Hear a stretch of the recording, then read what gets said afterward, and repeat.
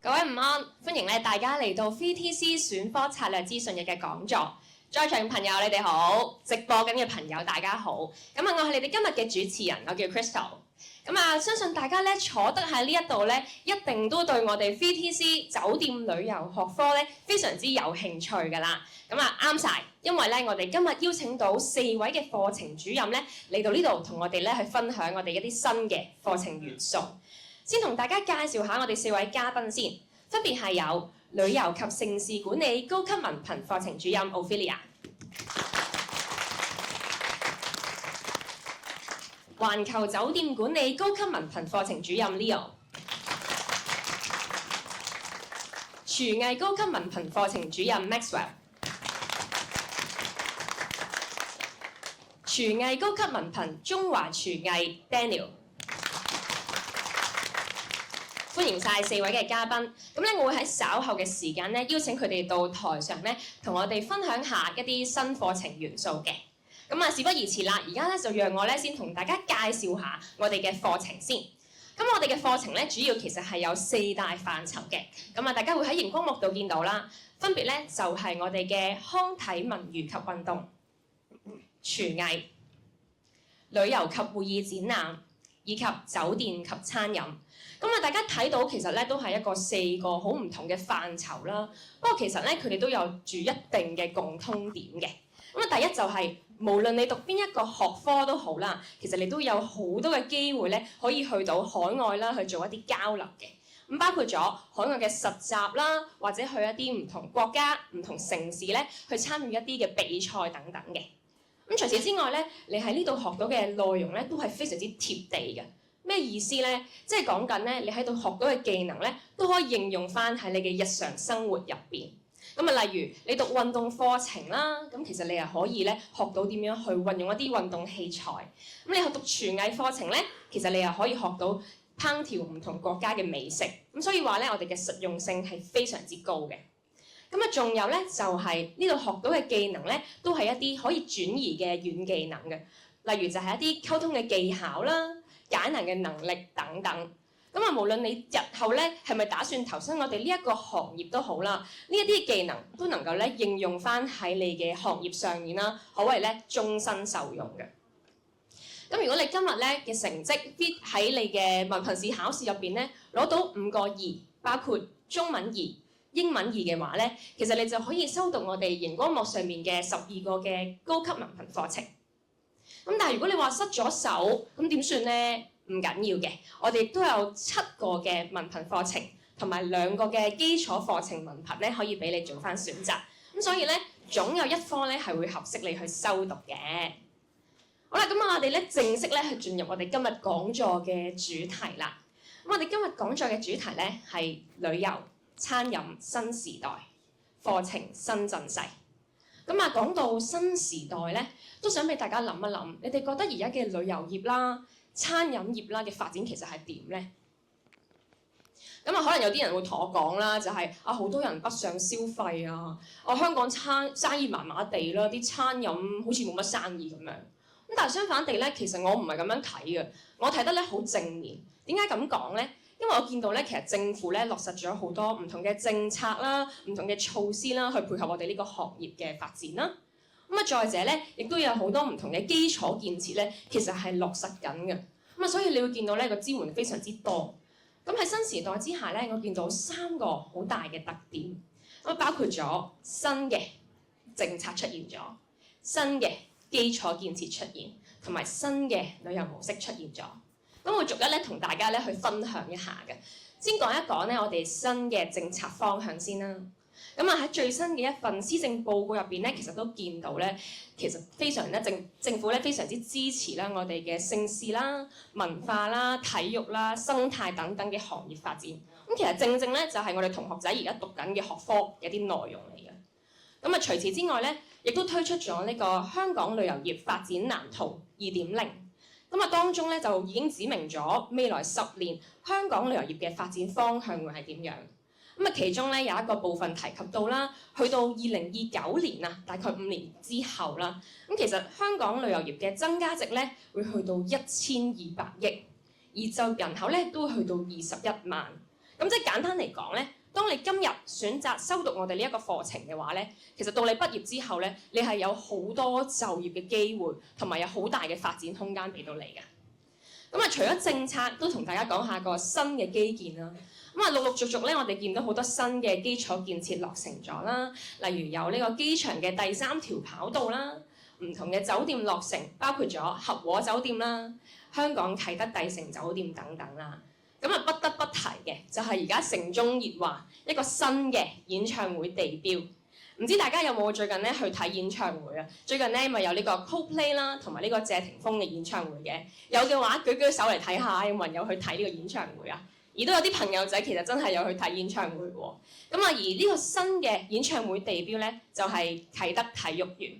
咁我哋 VTC 咧都率先咧同啟德體育園以及呢個香港啟德帝城酒店咧簽訂咗合作備忘，一齊咧去培育更加多呢一方面嘅人才嘅。咁啊就好似咧啱啱過去有個盛事就係7人欖球賽啦。咁啊其實咧啟德體育園都邀請咗我哋好多 VTC 嘅同學仔，超過400個我哋酒店旅遊學科嘅同學仔咧去做兼職。咁啊翻嚟嘅迴響咧非常之好喎。點解咁好咧？因為佢哋話人工好高喎，識到朋友啦，仲有球星可以睇啦，好開心可以參與到唔同嘅盛事。咁所以你會見到咧，喺我哋呢度讀書咧，有好多發展嘅機會俾到同學嘅。咁啊講完基建啦，仲有一個咧就係新嘅旅遊模式出現咗啦。咁啊，你會見到咧，而家無論旅遊業啦、餐飲業啦，都融入咗好多科技嘅元素喺入邊嘅。咁啊，如果你有去酒店嘅話咧，其實可能你都會見到有啲智能嘅機械人咧喺度幫你辦理一個入住手續啦。咁啊，有啲人工嘅智能啦，同埋啲大數據咧應用咗喺個行業入邊，優化咧旅客嘅體驗。咁我唔知大家咧啱啱5·1黃金週嘅時候咧，有冇出去感受下氣氛啊？條街係咪好多人啊？係啊，因為咧我哋有好多嘅旅客啦、內地嘅朋友啦嚟咗我哋香港啦。咁但係你會發現咧，佢哋而家咧其實咧嚟香港嘅旅遊模式咧係唔一樣喎。點解唔一樣法咧？就係佢哋而家咧更加去追求深度嘅旅遊、深度嘅體驗。咁啊，希望探索多啲本土嘅文化啦。咁再者咧，就係佢哋咧而家對我哋嘅高端餐飲要求咧都越嚟越高㗎。咁所以你會見到咧，新時代下咧，其實有3個重點出現咗啦。咁我哋 VTC 咧都與時並進啊，見到有新時代出現咧，我哋都添加咗好多新嘅元素喺入邊啦，造就咗咧我哋今日嘅課程新陣勢。咁我哋今日咧主要會同大家咧分享3個嘅我哋嘅課程嘅。咁啊，我哋事不宜遲啦，不如而家咧就邀請咧我哋嘅學科課程主任咧上到嚟同大家咧去做一個分享啊。咁首先咧邀請我哋嘅旅遊及盛事管理高級文憑課程主任 Ophelia 有請。環球酒店管理高級文憑課程主任 Leo 有請。廚藝高級文憑課程主任 Maxwell 有請。廚藝高級文憑中華廚藝課程主任 Daniel 有請。有請晒4位，好請坐啊4位。好多謝晒4位咧上嚟同我哋傾下偈啦。咁啊，我想先問下 Ophelia 先嘅。咁啊，頭先我提到啦，其實有好多新嘅旅遊政策出現咗，係咪啊？咁我想知道咧，我哋嘅課程咧添加咗啲咩新嘅元素喺入邊，去迎合我哋嘅新時代發展咧？好啊 ，Crystal，咁等我講下我哋課程嘅重點啦。咁其實同學咧都可以好深入去了解旅遊業嘅運作啦。咁同埋咧盛事管理策劃營運呢樣嘢嘅。咁呢2大範疇嘅知識咧，學咗啲概念啊、理論咧，咁我哋都會安排實習咧，俾同學去學以致用嘅喎。咁今年咧，我哋呢個新課程咧就加入咗好多新嘅趨勢，包括咧係科技嘅運用啦嚇。咁期望我哋嘅畢業生咧都可以喺返旅遊或者盛事2大範疇嘅各個崗位咧發揮所長，同埋展開佢嘅職業生涯嘅。咁我咧其實都知道咧，而家政策成日講無處不旅遊喎。咁我想問咧，其實都會唔會配合到呢個新嘅政策？有冇啲咩元素添加咗喺入邊咧？絕對有啊，因為其實咧，我哋個課程咧真係無處不旅遊嘅。咁我哋都帶咗同學咧，呢2年嘅高級文憑課程啦，帶咗成20幾個嘅景點去參觀啊、參與，加埋呢個盛事嘅體驗。咁我哋開咗關之後咧，都帶咗同學去咗6個交流團㗎。咁所以咧，其實咧大家可以睇下啲相先啦，啲同學真係好開心㗎，邊玩邊學咧。咁 Crystal 你覺得點啊？佢哋？我覺得好開心啊！嗱，你大家都睇到啦，其實咧，即係好多嘅景點咧，香港景點咧，都俾你哋去暈晒咯。其實係㗎，咁咧我哋啲同學仔咧一路玩嘅時候咧，都會睇到啲旅遊從業員嘅身上學到一啲知識同技能啦，同埋咧佢哋出街咧就會見到，哇！原來真係無處不旅遊嘅喎，個個地方都有唔同國籍嘅旅客喺一度嘅喎，咁所以咧呢個過程咧都會好深度咧，俾到同學一個即係旅遊營運嗰個模式係點樣嘅，係俾佢哋了解得到。咁啊，大家我諗近排都好興，成日新聞聽到呢個城市經濟啦，係嘛？咁我哋咧都趁住呢個啟德體育園開幕嘅時候咧，3月份帶咗同學咧係免費睇7人欖球賽嚇。咁啊，阿 Crystal 你有冇去啊？我冇去啊，好可惜啊！我聽到你話有免費飛啊，其實我都好想去，不如你下次帶埋我一齊去啊！係啊，因為咧城市咧真係要親身體驗㗎，係啊，即係就咁聽人講咧好好玩，但係如果你真係去過一次咧，你會好想再上癮咁樣去㗎，係啊，咁同埋咧我哋都承諾啦，真係每一個學期咧最少會俾同學一次一個盛事嘅體驗，咁包括咧即係除咗呢啲嘅體育比賽啦，咁我哋其實仲有好多節慶啊、大型嘅展覽啊、演唱會咧，我哋都會帶同學去㗎。咁等佢哋睇到咧，原來成個盛事背後嘅策劃咧，真係唔簡單唔容易㗎，係啊。咁我想問下啦，會唔會都有啲新嘅科技元素咧加咗喺入邊嘅咧？有啊，咁我哋頭先都講啦，有咁多嘅即係新嘅科技啦，而家好興講呢低空經濟啊，或者係一啲智慧旅遊啊咁樣。咁我哋咧課程咧都加插咗一個無人機嘅操作，咁同學咧可以了解一下嘅嚇。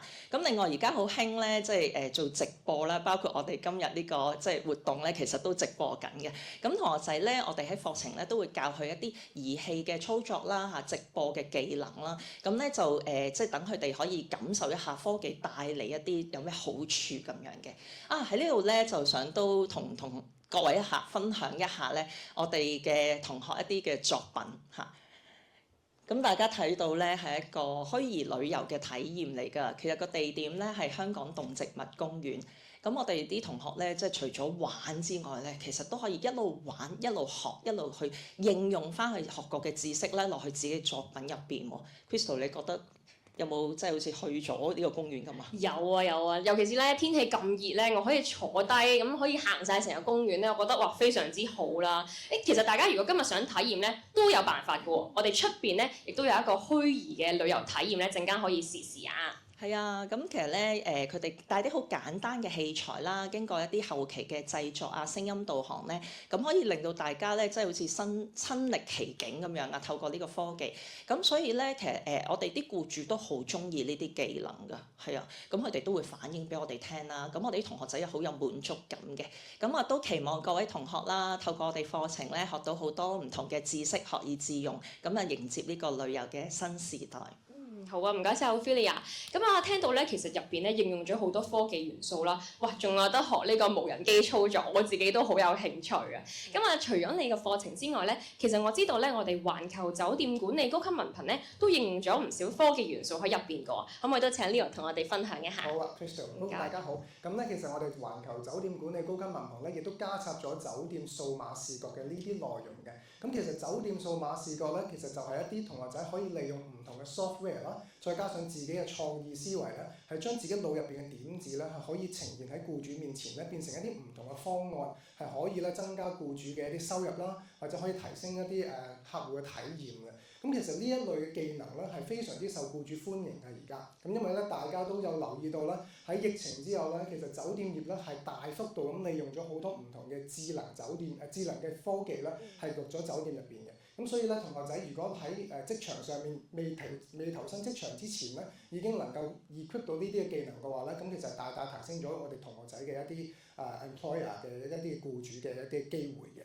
咁其實除咗數碼技術之外咧，其實我哋而家大家都會見到嘅啦，我哋另一個內容加插咗落我哋嘅課程內容入邊咧，就包括咗啲物聯網嘅知識啦。咁其實而家大家望到嘅咧，就係一個喺酒店界咧非常之popular 嘅一個物聯網嘅一個系統嚟㗎。咁其實咧，同學就可以透過呢個物聯網嘅系統咧，就實時會見到咧成間酒店嘅運作啦，同埋資源上面嘅調配。咁所以咧，其實我哋希望同學仔咧呢2年嘅課程入邊咧，係學習唔同嘅科技嘅元素啦，係可以未投身社會之前咧，係已經可以咧熟習晒呢啲嘅科技啦，係從而令到佢投身社會之後咧，係能夠得心應手一啲咯。原來咧而家讀酒店咧都唔係單單讀理論嘅喎，好多系統嘅嘢咧都需要學習，好多科技嘢咧都可以學埋啊！咁啊，其實都可以學到唔同嘅技能啊！咁我知道咧，除咗科技啦，其實會唔會咧都有一啲新嘅政策可以配合到咧，去迎合我哋嘅新時代嘅咧？有嘅 Crystal， 我諗大家咧都有留意近排嘅政府嘅施政報告啦。咁其實咧，香港政府咧都鋭意將香港咧打造成為一個綠色城市，咁亦都大力推動咧香港咧嘅綠色產業。咁其實咧，作為我哋香港4大經濟支柱之一嘅酒店及旅遊啦，其實我哋都擔當住一個咗啲永續性嘅內容啦，同埋啲 ESG 嘅內容啦，係希望同學仔咧係更加緊接住成個社會嘅脈搏，咁同時間咧係可以順利咧將來成為我哋酒店嘅主人翁嘅。咁其實咧我都覺得咧環保呢個議題而家真係好重要，政府都非常之重視啦。咁我同時間咧係可以順利咧將來成為我哋酒店嘅主人翁嘅。咁其實咧我都覺得咧環保呢個議題而家真係好重要，政府都非常之重視。大把機會 Crystal。咁其實咧我哋嘅課程宗旨咧，其實就係希望同學仔除咗讀書之外咧，都係透過唔同嘅學習機會啦，係去睇多啲成個世界，知多啲成個環球酒店嘅一啲嘅知識。咁所以咧，其實我哋每年咧都會搞好多唔同嘅遊學團咧，係俾同學仔咧去擴闊佢哋嘅環球視野嘅。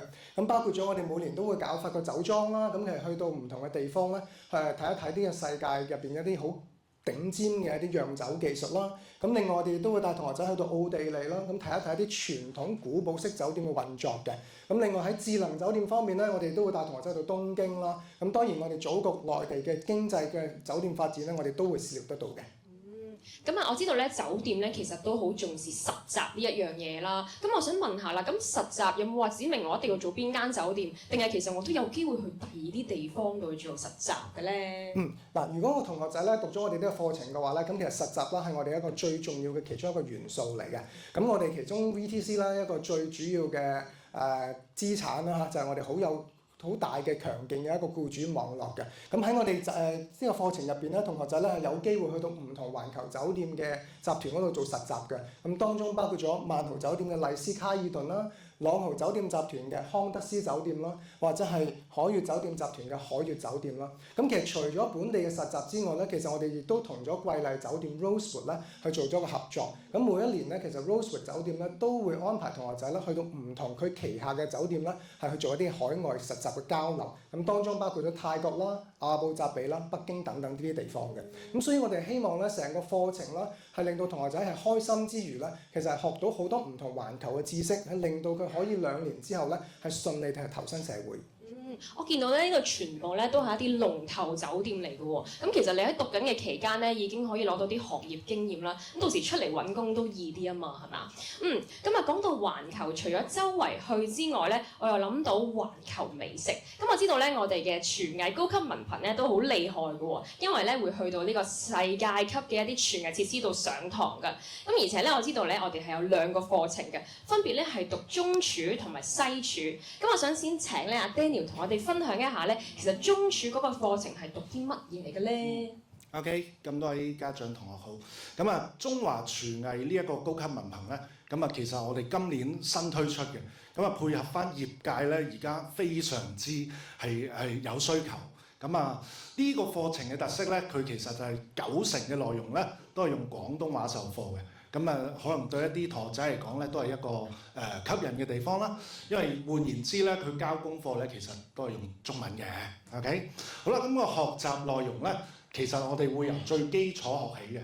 咁啊，中華廚藝啦，我哋有3大嘅基礎，即係基本功。OK， 即係我哋刀工啦、呢個火候啦，同埋調味啦，由呢一度學起嘅。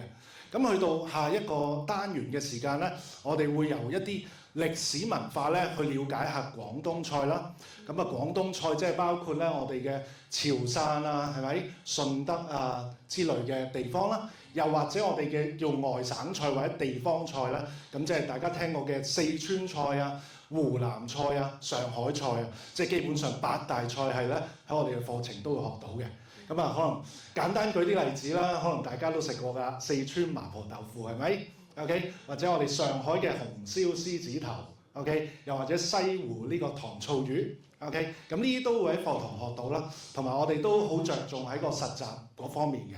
咁喺呢啲學習嘅時間咧，我哋當然咧係邀請翻業界嘅大師咧去駐場去為大家示範啦，同埋去指導嘅。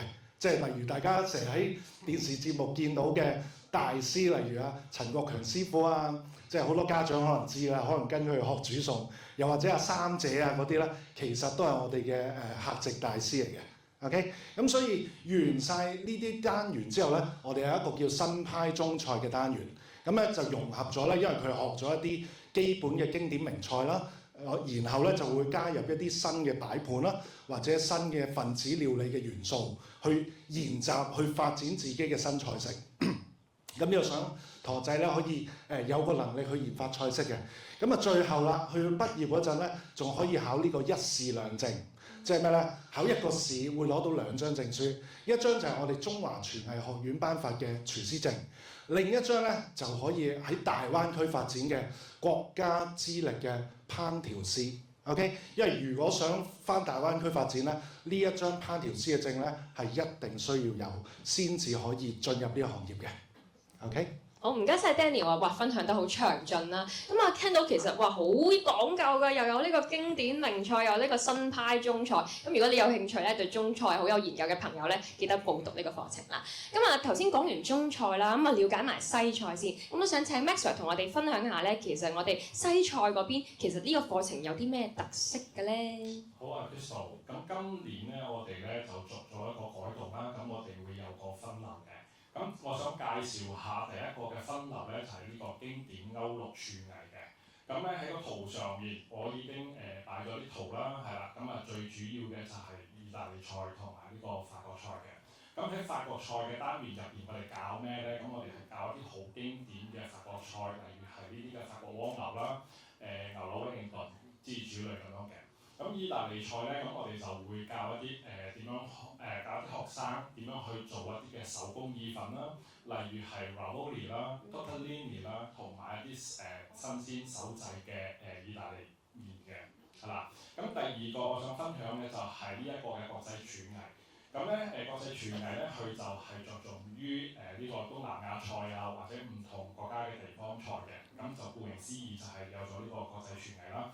咁係俾學生睇多啲唔同地方嘅文化啊、菜式啊、廚師嘅交流咧，係去學習嘅。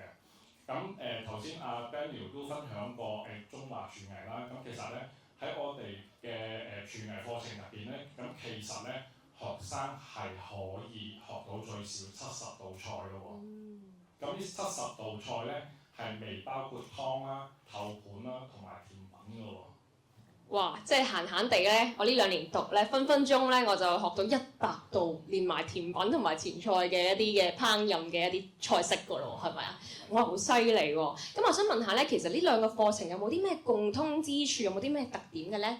咁個共通之處咧，就係咧，我哋有資深嘅導師去教授我哋嘅學生點樣去營運一間餐廳啦，實際嘅營運餐廳啦，同埋點樣去做呢一個嘅廚房嘅廚務管理嘅。咁呢2大範疇咧，其實係一個好博大精深同埋一個好深嘅一個單元，係啦，去俾學生嘅。咁第二咧就係我哋嘅相同之處啦，就係有呢個專業嘅認可。咁例如頭先阿 Daniel 講嘅一試兩證係中菜㗎啦。咁我哋2個合拍埋一齊咧，嘅學生咧都係可以去考呢一個嘅衛生署認可嘅呢個衛生督導員證書嘅。咁最後一點咧，就係我哋嘅學生畢業咗之後咧，咁其實佢哋有好多機會去到海外啊、內地啊去做呢一個實習啊、交流咁樣嘅。咦，講到海外實習，可唔可以都請你講啲例子？其實啲同學仔去過邊啲地方做實習咧？嗱，咁喺個 PowerPoint 嗰度咧，咁其實咧係上一年嘅畢業生咧，就係去咗外地實習，翻嚟分享一啲嘅照片俾我哋嘅。咁佢哋當中係去咗法國啊、意大利啊、西班牙呢一啲嘅5星級嘅酒店同埋呢啲嘅高級餐廳嗰度做實習嘅。咁都去好多唔同地方做實習喎。咁咧其實我自己咧好中意睇啲烹飪節目㗎，覺得咧好刺激緊張。咁我想知咧，其實我哋嘅同學咧會唔會都有機會咧去到一啲其他地方咧，同一啲大廚去交流切磋一下嘅咧？有啊，咁呢個咧我哋嘅學生咧會被挑選去參加呢個比賽啦。咁一個好好嘅例子就係呢個嘅世界技能大賽啦，2024年法國里昂嗰度舉行嘅。咁呢一啲咧圖片咧都係學生攞獎啊，分享翻嚟嘅一啲照片俾我哋嘅。咁啊真係好豐富啊個課程，又可以去交流啦，又可以咧去實習啦，仲可以參加比賽。咁我知道咧，除咗課程內容非常之豐富之外咧，其實我哋嘅設施都好厲害㗎喎。嗱，不得不同大家介紹下咧，我哋嘅國際廚藝學院嘅廚藝館，曾經咧都有啲名人咧嚟過呢度做拍攝，俾大家估下先，知唔知咧係啲咩名人嚟過我哋度做拍攝咧？我估下先，係12個。哇，好叻啊！我已經聽到係啊有朋友仔咧答到啦，就係 Mirror，睇嚟有睇電視啊！咁啊冇錯啦，就係咧我哋著名嘅男子團體 Mirror 咧，都嚟過我哋呢一度咧拍攝呢個 Mirror Chef 嘅喎。咁啊，你見到咧我哋設施犀利到吸引到唔少嘅名人嚟啦。咁啊，除咗吸引到名人嚟之外咧，我哋自己都出產唔少名人嘅喎。咁啊，就好似咧，大家咧喺熒光幕見到啦，呢位畢業生咧就係讀完我哋嘅廚藝課程㗎啦。咁佢係 Frankie，咁佢攞咗今年咧米芝蓮嘅星級主廚大獎嘅，咁啊非常之厲害。咁啊，所以咧，聽咗咁多資訊啦，相信大家咧都應該對我哋嘅課程認識咗好多啦，同埋應該非常之有興趣。咁所以咧，如果你今日咧自問咧，其實你係覺得你係好有興趣的話咧，我哋其實 VTC 咧都提供到一條龍嘅升學階梯俾你。無論你嘅成績考成點咧，我哋之後咧都可以幫你銜接翻去咧學士學位課程嗰度。咁日後咧亦都有機會喺我哋嘅行業咧發展得更加好啦。好似咧我哋咧呢度見到嘅星級英雄咁樣啦，喺行業上面發光發亮。咁話唔定咧，下一個咧拍攝呢個雜誌封面嘅咧就係你啦。好啦，咁所以如果咧你自問自己其實對一啲盛事啦，中意出去玩啦，好有興趣啦，或者你好中意去環球，周圍去唔同酒店度做實習去學嘢啦，甚至乎咧你係都中意煮嘢食，中意做呢個大廚，煮中菜、煮西菜嘅話咧，我哋今日咧非常歡迎你去報讀我哋嘅課程嘅。咁啊，最後啦，其實我哋嘅講座咧都接近尾聲㗎啦。咁啊喺完結之前咧，我都想請我哋4位課程主任咁難得嚟到呢度咧，講啲勉勵嘅説話，鼓勵下咧我哋啱啱考完文憑試嘅應屆文憑試考生先。咁啊，先請 Ophelia。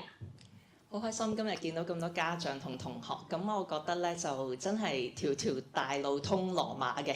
咁我都知大家心情都好緊張啊嘛，等呢個放榜。咁不論咧成績即係好或者唔好，咁我覺得咧今日大家坐得喺度咧已經踏出咗第一步嚇。咁我哋慢慢咧一步一步行去終點嗰度。咁都想分享一個小小嘅例子嘅。咁喺後面咧我哋 poster 有位着藍色西裝嘅畢業生啦。其實佢唔係其中一小撮嘅同學，因為太多啦。如果唔係擺晒太多 banner 出嚟，咁呢位同學咧其實中學咧好差嘅。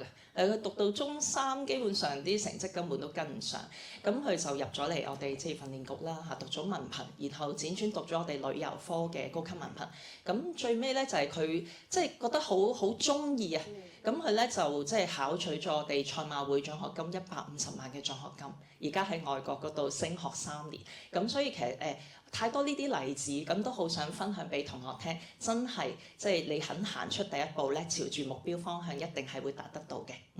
啱啱提到一個好重點啊，就係哇獎學金咧，其實都真係可以幫助到好多啦，可以幫助你繼續求學啦。咁啊，多謝晒 Ophelia，都請 Leo 咧同我哋去講幾句勉勵嘅説話啊。好，咁就作為過來人嘅我啦，不須即係我已經唔係考 DSE 㗎啦，我係考 DSE 年代之前嘅，咁都好明白各位同學仔咧，可能都會好緊張，咁但係都係一句説話啦，就係其實 DSE 咧都只係我哋人生中嘅一個中途站嚟嘅，咁所以咧無論點都好啦，繼續向前行向前衝。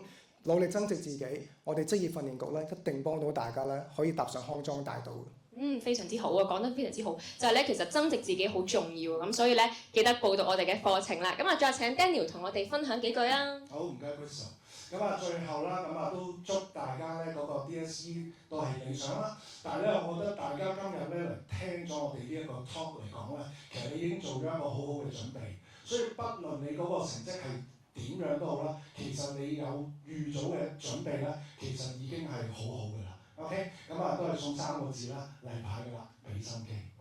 係啊，非常之好，俾心機，好精警啊！好啦，最後啦，都請 Maxwell 咧同我哋講幾句鼓勵嘅説話。好啊，頭先我都想引用翻阿 Leo 啦，同埋阿 Ophelia 嗰個嘅條條大路通羅馬啦，同埋成績好與唔好呢一個話題嘅。咁我想講嘅就係話咧，學生最緊要就係認清自己嘅方向啦，揾到自己嘅目標啦，同埋嗰個興趣先至係最緊要嘅，係啦，唔該晒。好啦，多謝 Maxwell 嘅分享啦。咁啊，聽咗4位嘅一啲課程主任嘅分享之後咧，相信大家咧都應該更加有一啲目標。咁如果其實你覺得唔夠喉咧，冇問題嘅。一陣間會後咧，其實咧我哋仲有1對1嘅諮詢時間。咁所以如果你有興趣咧，記得留低去揾我哋嘅課程主任去傾下偈啦。咁啊，假設咧，如果你今日咧成功去報讀我哋嘅課程嘅話咧，最快6月4號咧，你就可以獲得呢個有條件嘅取錄。咁即係簡單嚟講咧，你喺放榜之前，好似啱啱 Daniel 咁講啦，已經做定咗2手準備，你就可以好放心咁樣去放榜噶啦。好啦，咁我哋今日嘅時間咧都差唔多啦，多謝咁多位嘅朋友嚟到呢度聽呢個講座。